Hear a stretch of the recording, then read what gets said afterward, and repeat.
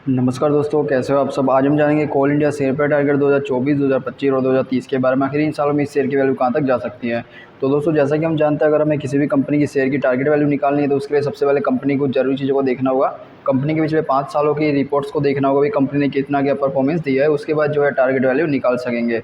वैसे जो है टारगेट वैल्यू ऑलरेडी निकल चुकी है, जो आपको नीचे रिपोर्ट में देखने मिल जाएगी, जो एक्सपर्ट के द्वारा निकाली गई है।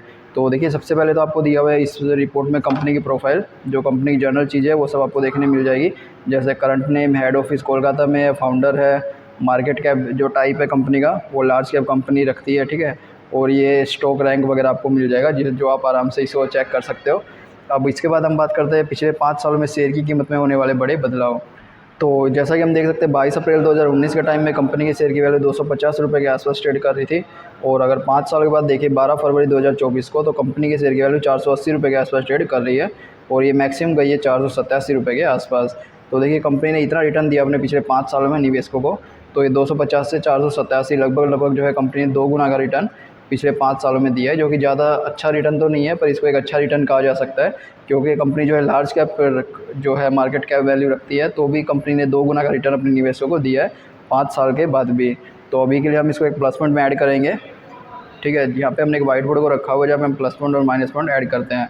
तो यहाँ पे हमने एक प्लस पॉइंट ऐड किया, क्योंकि कंपनी ने 2 गुना का रिटर्न अपने निवेशकों को दिया और कंपनी के शेयर की वैल्यू भी लगभग लगातार बढ़ती हुई देखी जा सकती है। इसके बाद हम देखेंगे कंपनी की फाइनेंशियल रिपोर्ट। तो फाइनेंशियल रिपोर्ट के मुताबिक हम देख सकते हैं 2019 में कंपनी जो है 1,05,422 करोड़ का रेवेन्यू बना रही थी। और अगर 5 सालों के बाद इसको देखें तो 1,44,802 हो चुका है। तो कंपनी ने देखिए कितनी अच्छी ग्रोथ की है रेवेन्यू में, पिछले 5 सालों से लगातार ग्रोथ की है। अगर नेट इनकम की बात करें तो कंपनी जो है 2019 में 17,463 करोड़ का नेट इनकम बना रही थी, और अभी बना रही है 28,165 करोड़ का, ठीक है। तो इसमें नेट इनकम में भी काफ़ी अच्छी बढ़ोतरी देखने मिली, यानी कंपनी जो है फाइनेंशियल रूप से लगातार स्ट्रॉन्ग चल रही है, जो कि एक प्लस पॉइंट है। तो हमने इसको भी एक प्लस पॉइंट दे दिया है। अब इसके बाद हम बात करेंगे पिछले कुछ साल में कंपनी की संपत्ति में होने वाले फेरफार। कंपनी की संपत्ति यानी जो कंपनी के एसेट्स होते हैं, कंपनी की ब्रांच हो गई, इंडस्ट्रियल व्हीकल हो गए, कंपनी से रेवेन्यू बना रही है। तो अगर 2019 में देखें तो कंपनी के पास 1,33,21 करोड़ की संपत्ति थी, ठीक है। और अगर 2023 में देखें तो कंपनी के पास 2,09,875 करोड़ की संपत्ति है। तो देखिए, इसमें भी कितनी अच्छी बढ़ोतरी देखने मिली है। अगर कंपनी की संपत्ति में बढ़ोतरी हो रही है तो ये भी निवेशकों के लिए एक अच्छा संकेत है, क्योंकि अगर कंपनी की संपत्ति बढ़ रही है तो इससे जो है कंपनी के रेवेन्यू सोर्स भी बढ़ सकेंगे। तो हमें एक प्लस पॉइंट और मिल चुका है। यहाँ पे हमने 3 प्लस पॉइंट देख लिए हैं। यहाँ अभी तक कोई भी माइनस पॉइंट नहीं मिला है, तो चलो देखते हैं आगे रिपोर्ट में, हो सकता है कोई माइनस पॉइंट हमें इसमें मिल जाए। तो अभी इसके बाद आता है पिछले कुछ साल में कंपनी के द्वारा दिया गया डिविडेंड। तो कंपनी जैसा हमने देखा अच्छी नेट इनकम बना रही है, अच्छी संपत्ति भी बढ़ा रही है, तो क्या अपने निवेशकों को डिविडेंड का लाभ दे रही है? नहीं। तो कंपनी ने 2024 में डिविडेंड दिया, 23 में दिया, 23 में 2 बार डिविडेंड दिया, नहीं 23 में 3 बार डिविडेंड दिया, देखिए 3 बार, ठीक है।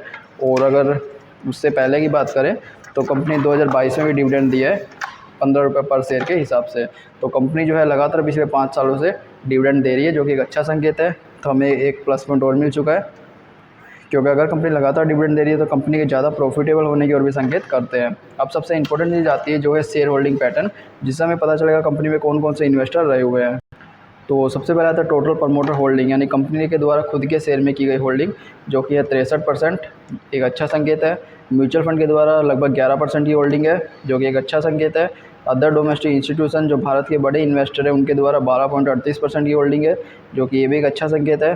फॉरेन इंस्टीट्यूशन विदेशी इन्वेस्टर के द्वारा 8.42% की होल्डिंग, ये भी अच्छा संकेत है। रिटेल इन्वेस्टर 5%, जैसा कि हम जानते हैं रिटेल इन्वेस्टर अगर कम मात्रा में होते हैं तो अच्छा माना जाता है, तो ये भी एक अच्छा संकेत है।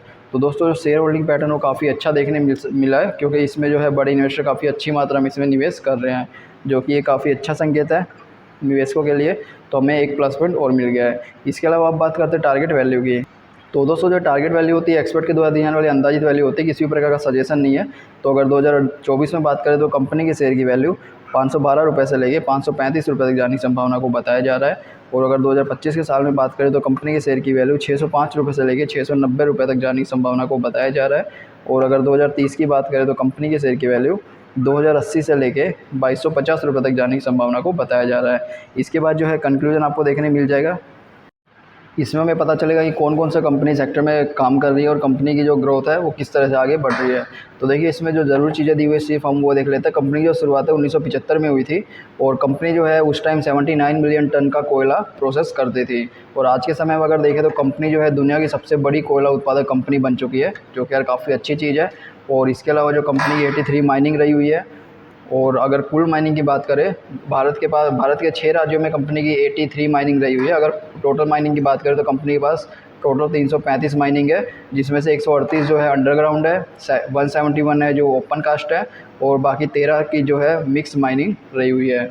ठीक है। और कंपनी जो है ये कंपनी के जो ट्रेनिंग इंस्टीट्यूशन भी है 2176 वोकेशनल ट्रेनिंग सेंटर भी चलाए जाते हैं, वो भी कंपनी का एक रेवेन्यू का हिस्सा बनता है। ठीक है। तो इस तरह से कंपनी जो है रेवेन्यू बना रही है। और कंपनी की ये जो सहायक कंपनी है वो भी आप देख सकते हो, ये ओवन सब्सिडरी कंपनी के नाम भी यहाँ पे दिए हुए हैं।